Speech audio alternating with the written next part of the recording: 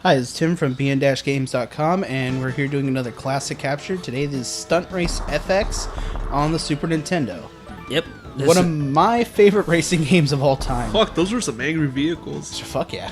So, this is basically the Chevron Station racing game. Chevron cars. I bet a lot of you don't have no idea what I just said. I honestly have the whole collection of those still. It's kind of sad. So, You got RC from Toy Story. That's exactly where my head went. It's like, oh, where's the remote control? And when is Woody gonna go on him?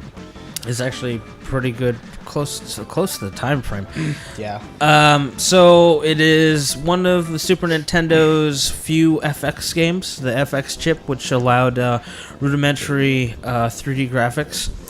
You'll notice that it does not take the entire screen. You'll notice that actually the view screen looks like a TV. And the reason for this is, technically, the Super Nintendo could not handle the FX graphics at full resolution and have a proper frame rate. If by rudimentary you meant pretty good looking, then I agree. Well, one of the good things about, one of the things even making it look like a TV screen is that the camera on it, especially like in the turns, is kind of a little cinematic for a racing game. So it's almost like if you were watching a race on television. Well, it with a car that can look at you. Okay. I said. Hey, you stop questioning. Hey, I said almost. Use your imagination. Fucker. Yeah. Sheesh. No, but I mean, no. Look at like when I go into the turns. I mean, you can honestly get a feel of like there is an apex that you could use it. Well, all I'm saying is the real reason it's like that is because the Super Nintendo wasn't powerful enough to handle it. Yeah, and other just... examples would be like Star Fox FX, where you had a similar thing when you went into the actual gameplay. Everything was kind of slowed down. Although compared to Star Fox visually, this is stylized a little bit better. Yeah, it's a little bit better. They also had some time to work with the chip and yeah. Well, this was one of the last FX games to come out on the Super Nintendo. I had fond memories of this game. It was pretty good until you did, like, Tim, you're getting stuck there. It's kind of frustrating to get back on your track. This is the first race I've played in over 10 years, so yep.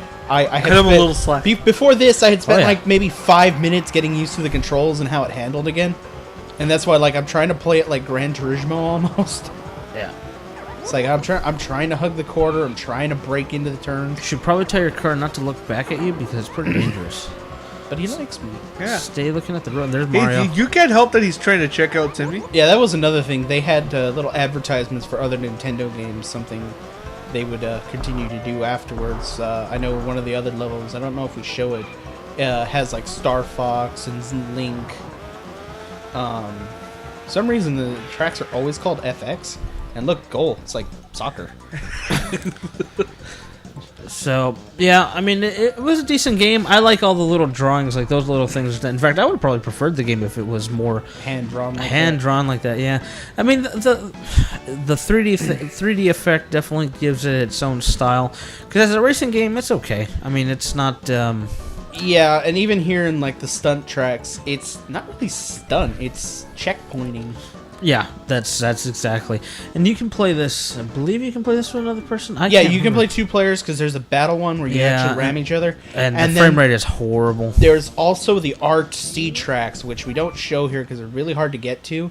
That's probably and that is my favorite part of the game, is the RC tracks. And that actually makes the game run better, I think. And here we're using the monster truck. And this is another one of those checkpoint type.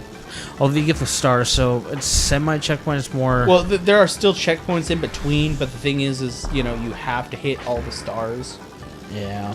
So it's because depending on how many stars you get, that's how much extra time when you get the checkpoint. So if you hit 3 and you hit the checkpoint, you only get 3 extra seconds. Like, see here, it'll add to 26. And he's changing his eyes around too. The monster truck was always fun to drive just because it was a monster truck. There's no benefit, and I like that it didn't feel slow. I mean, well, actually, the thing is like after playing it again and actually like kind of realizing it now that I'm older, they actually did. I mean, the RC car handled the best. The little coupe, you know, was good all around. The truck handled like shit, but it could take a hit. The best one though, still, which again we don't show, is the motorcycle. Yep. That one's the quickest, but it's also the weakest. I mean, I've actually been able to wreck out in like 3 good hits. Or the monster truck, I mean, you can almost just, you can punish it and it just keeps going. Yeah, that's what little damage meters at the bottom. You generally didn't want to select a faster car than you knew how to handle. I mean, just like most racing games. Oops, you missed. Back up. I didn't have to back up, which it would probably be better, but I wanted to get the last thing. I'm like, I got all the time. It was a completion side. Yeah. Yeah, so. Perfect. Yeah. I also, like, took off our old scores because we've had this game since its original release. Yeah. So the scores you see there are, like, what, 20? Yeah. No. Not 20, like, No. over 10 years. Definitely. They're the ones that, came up when we had the game initially. Yeah, and see, here I'm going to actually do a couple circuit races, and I'm using the coupe. It's pretty balanced. I mean, that was kind of why I chose it. Kind of have a little bit of trouble with the damn RC car, but... That frame rate is awesome.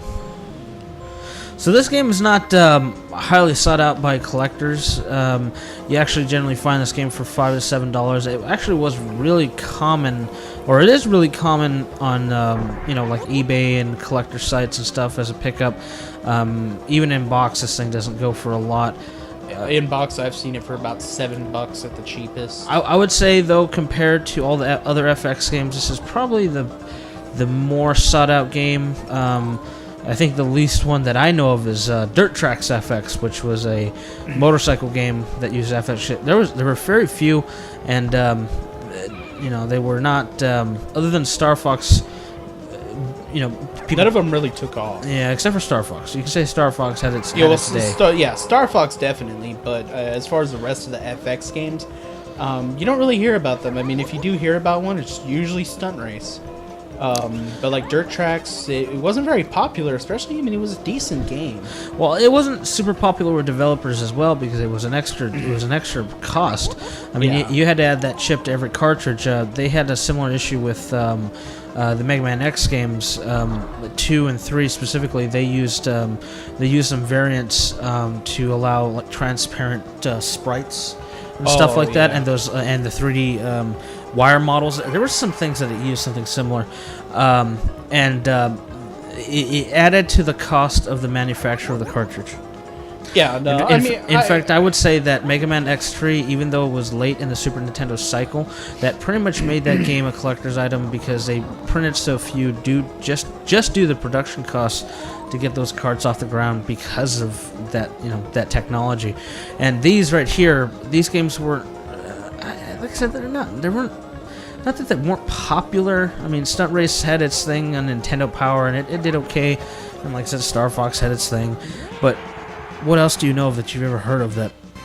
The only 3 games I know that had an FX chip was really Star Fox, Stunt Race, and Dirt Tracks. Other than that, I really don't know of any others. That's a good question. I mean, they incorporated the technology not to do full-blown 3D games. 3D games like this.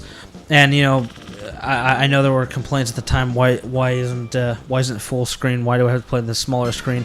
I mean, this is the age before people could buy 42-inch TV for under $500. Yeah. And they were CRTs. So generally speaking, people were playing on 19-inch TVs and not getting that kind of real estate. Well, you also got to remember when this game came out, it was priced, with what do you call it? Inflation.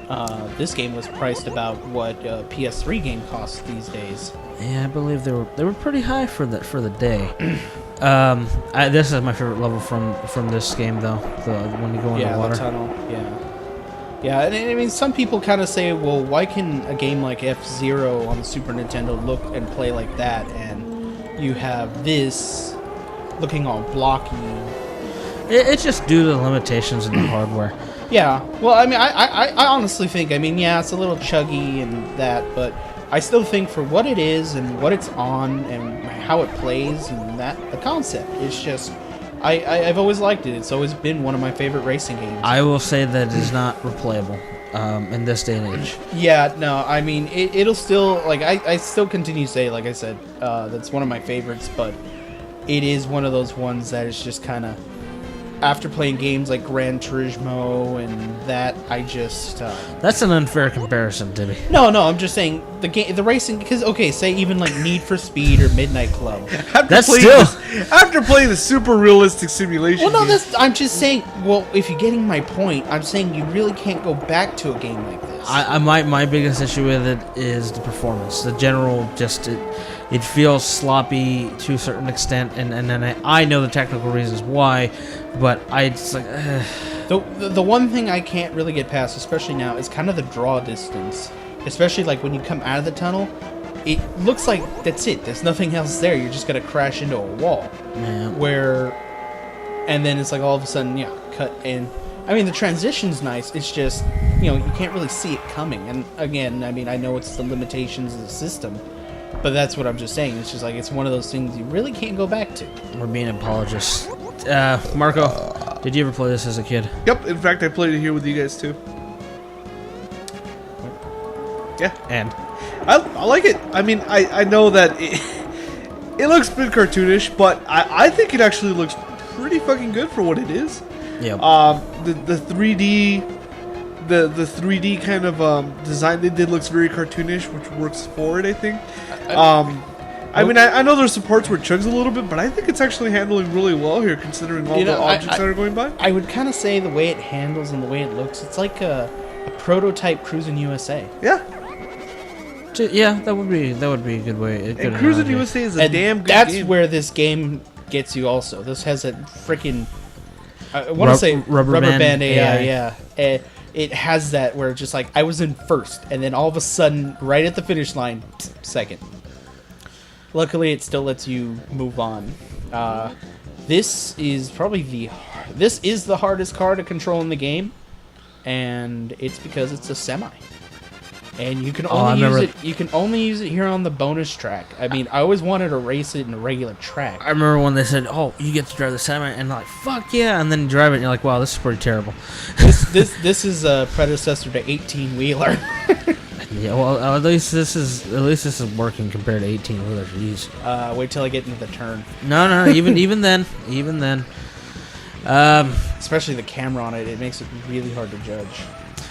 All right, everyone. Well, this was a classic capture for Stunt Race FX. You can pick it up for $5 to $7 approximately on eBay. Maybe a little more in box, but generally speaking, like I said, it's not a heavy collector's item. It's fairly common, and it was a fairly common game to pick up after the fact too. I think they published a lot of copies. It is worth your time and being your collection, but probably not worth your time as far as playing. But other than that, still pretty good for what it is. Please subscribe and let us know what you think. Thank you.